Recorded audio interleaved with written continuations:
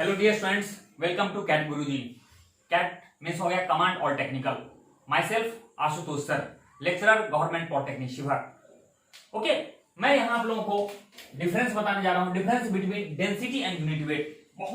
इसमें बहुत लोगों को प्रॉब्लम रहता है डेंसिटी एंड यूनिट वेट में बहुत सारा प्रॉब्लम रहता है, और ये बेसिक है। आप कोई भी सब्जेक्ट पढ़ रहे हैं, सिविल जो बंदे हो, सिविल के होंगे स्टूडेंट होंगे या मैकेनिकल होंगे, ये बहुत ही बेसिक चीज है। कोई भी सब्जेक्ट पढ़ेंगे तो आपको ये सब कॉमन है चीज मिल जाएगा। ओके, तो मैं यहाँ डिफरेंस क्लियर करना चाह रहा हूँ। तो डिफरेंस क्लियर करने के लिए बहुत अच्छा है, मैं देख रहा आप देखिएगा यहाँ एक टेबल के माध्यम से आपको दिखाना चाहता हूँ डिफरेंस। तो देखते हैं। तो सबसे पहले क्या है, मैं सीरियल नंबर लिखा हूं, इसका मतलब यहाँ 12 सीरियल नंबर लिखा हूं, मतलब 12 पैरामीटर्स है जिसका मैं चर्चा करने जा रहा हूं। दोनों के बीच में 12 डिफरेंस मैं दिखाने जा रहा हूं। तो पहला क्या है, आपको पैरामीटर्स फर्स्ट में लिखना हूं। पैरामीटर्स मींस कौन कौन से पैरामीटर्स है, जिसका मैं डिफरेंस करने जा रहा हूं।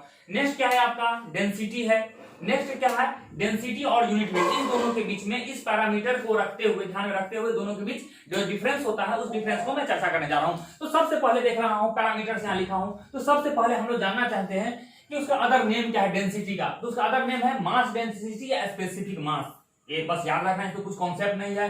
डेंसिटी का अदर नेम क्या हो गया, अदर नेम है मास डेंसिटी या स्पेसिफिक मास। और यूनिट वेट का अदर नेम क्या है, स्पेसिफिक वेट या वेट डेंसिटी। स्पेसिफिक वेट या वेट डेंसिटी जो इसका अदर नेम है। ये क्लियर हो गया।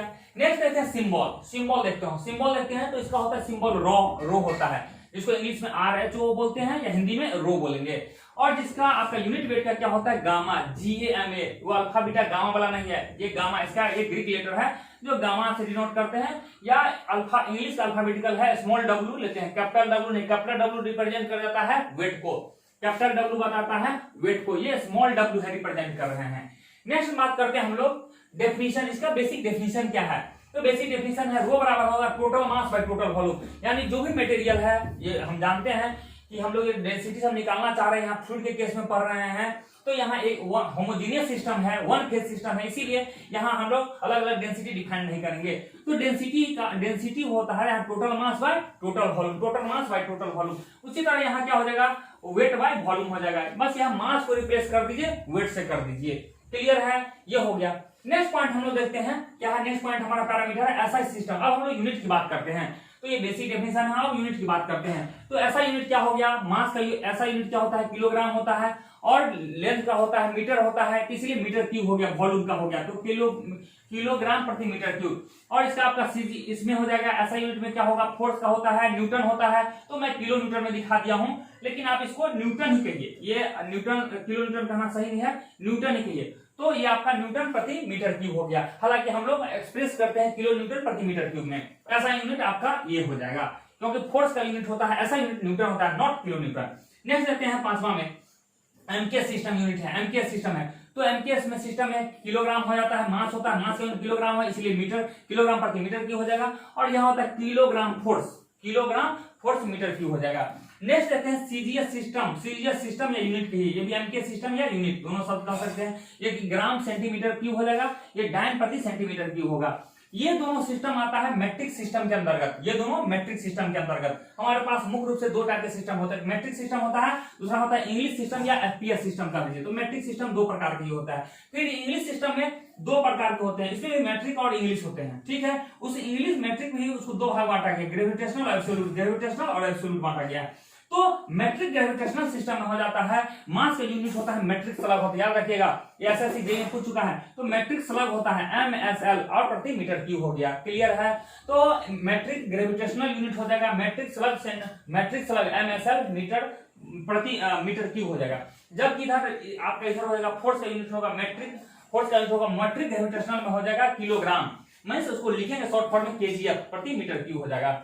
नेक्स्ट देखते हैं मैट्रिक एब्सोल्यूट में देखते हैं। तो ग्राम हो जाए, ग्राम उसको ऐसे ग्राम लिखते हैं, बट यहाँ ग्राम रिप्रेजेंट करता है, इसको ब्रैकेट में सिंबल लिखने का, ग्राम मास प्रति मीटर क्यूब होता है। यहाँ सेंटीमीटर कंफ्यूज नहीं हो जाएगा, ये वाला नहीं है, CGS नहीं है, ये आपका है मैट्रिक है, एब्सोल्यूट है। तो ग्राम प्रति मीटर क्यूब हो जाएगा, ये हो जाएगा डायन प्रति मीटर क्यूब हो जाएगा।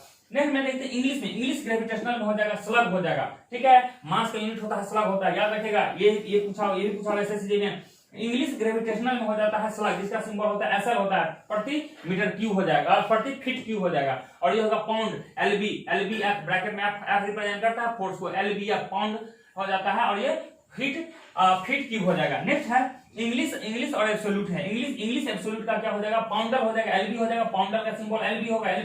देखिए यहाँ डिफरेंस है, ये आपका LBF है उसमें और यहाँ LB है, ठीक है। इसीलिए दोनों को डिस्ट्रीब्यूट करने के लिए वहां F लगाया जाता है, बिकॉज ये फोर्स को रिप्रेजेंट करता है, ये मास को रिप्रेजेंट करता है। पाउंडल LB हो गया, फीट क्यूब हो जाएगा। ये पाउंडल हो गया, PDL अगर L लगा देंगे तो दोनों में डिफरेंस होगा, तो PDL पाउंडल हो गया, जो कि आपका फोर्स यूनिट है, फीट क्यूब हो गया। तो हमारा इधर से यहाँ तक 11 पॉइंट तक हम लोग चर्चा किए हैं, 10 पॉइंट तक चर्चा किए हैं, जिसमें हम लोग यूनिट की बात कर रहे हैं। नेक्स्ट पॉइंट 11 में बात करते हैं, डायमेंशन की बात करते हैं। तो डायमेंशन का क्या हो जाएगा, डायमेंशन आप देख सकते हैं, निकाल सकते हैं। डायमेंशन के लिए मैं यहाँ करने जा रहा हूँ। तो डायमेंशन के लिख सकते हैं क्या है कि मास का डायमेंशन होगा, और ये हो जाएगा आपका वॉल्यूम का डायमेंशन हो जाएगा। तो मास का डायमेंशन M हो जाएगा और वॉल्यूम का डायमेंशन LQ हो जाएगा, इसीलिए हो जाएगा ML और T0, मतलब टाइम पे कोई भी नहीं है। यहाँ उसी तरह से कैलकुलेशन कर सकते हैं, यहाँ कैलकुलेशन कर सकते हैं। तो वेट का डायमेंशन हो जाएगा बटा वॉल्यूम का डायमेंशन हो जाएगा। तो ये फोर्स है MLT-2 हो जाएगा, अब बाई हो जाएगा लेंथ का क्यूब हो जाएगा। तो ये दोनों को सॉल्व कीजिएगा तो MLT-2 हो जाएगा, ML-2 और T-2 हो जाएगा। इसके बाद कुछ हम लोग पानी का ले लेते हैं, डेंसिटी ले लेते हैं पानी का ले लेते हैं, और आपको चर्चा करते हैं। पानी का डेंसिटी 1000 किलोग्राम प्रति मीटर क्यूब होता है, 1 ग्राम प्रति सेंटीमीटर क्यूब होता है। या अगर हम लोग यूनिट वेट की बात करें तो 9.81 किलो न्यूटन प्रति मीटर क्यूब। तो इस तरह से वीडियो खत्म होगा, बट इसमें एक लास्ट में ये बोलना चाहूंगा, दोनों का रिलेशन भी बताता हूँ कि दोनों के बीच में रिलेशन क्या है। हाँ, मैं नहीं बताया इस टेबल से, लेकिन आपको छोटा सा रिलेशन मैं बता दे रहा हूँ कि relation between mass and unit weight, relation between mass unit weight. तो हम लोग यूनिट वेट देखते हैं तो लिखते हैं गामा इक्वल टू क्या हो जाता है बाबू जानते हैं, वेट बाय वॉल्यूम हो जाएगा, वेट बाय वॉल्यूम हो जाएगा। तो वेट क्या हो जाता है, M इंटू जी हो जाता है, बाय हो जाता है वॉल्यूम। तो मास बाय वॉल्यूम क्या हो जाएगा, मास बाय वॉल्यूम देखिए, मास बाय वॉल्यूम। तो इसको हम लिख सकते हैं रो, और ये जी का जी आ गया, तो गामा बराबर हो जाएगा रो जी हो जाएगा। तो गामा बराबर हो गया रो जी। मतलब कहने का मतलब यह हो गया कि जी से रो को इंटेंसिटी को जी से गुना कर देंगे। जी होता है एक्सप्रेशन ड्यू टू ग्रेविटी, जिसका वैल्यू होता है 9.81 मीटर प्रति सेकंड स्क्वायर, या आप एफपीएस में जाएंगे तो 32.2 होता है, ठीक है, 32 फीट प्रति मीटर क्यूब हो जाता है। ऐसा 32.2 फीट पर सेकंड हो जाता है, पर सेकंड स्क्वायर हो जाता है। ओके, तो गामा बराबर हो गया रो जी हो गया, तो इसको गुना कर देंगे जी से, तो आपका गामा मिल जाएगा। तो इस तरह से आपका ये दोनों में डिफरेंस क्लियर हो गया। बट आप लोगों से एक रिक्वेस्ट है, 4 चीज है, जितना मैं इन्फॉर्मेशन दिया हूँ, आपको इन्फॉर्मेशन दिए, मैं आपको इन्फॉर्मेशन दिया हो, तो आपसे भी कुछ एक्सपेक्टेशन है, आपसे यही एक्सपेक्टेशन है कि आप 4 चीज करेंगे। अगर फर्स्ट टाइम इस वीडियो पे आए हैं, इस वीडियो को देख रहे होंगे तो आप लोगों से रिक्वेस्ट है कि आप लोग इस चैनल को सब्सक्राइब कर लेंगे, और जो सब्सक्राइब कर चुके हैं वो लाइक करेंगे, कमेंट करेंगे एंड दोस्तों से शेयर करेंगे। Thank you.